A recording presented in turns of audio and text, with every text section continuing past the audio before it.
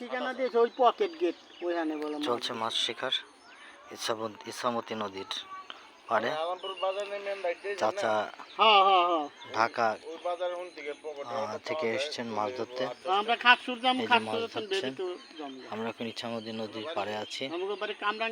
কামরাঙ্গি চর বড় মাছ বাঁধে। ওরে দুটো, আরে বাবা দুটো মাছ বেঁধে গেছিল একবারে।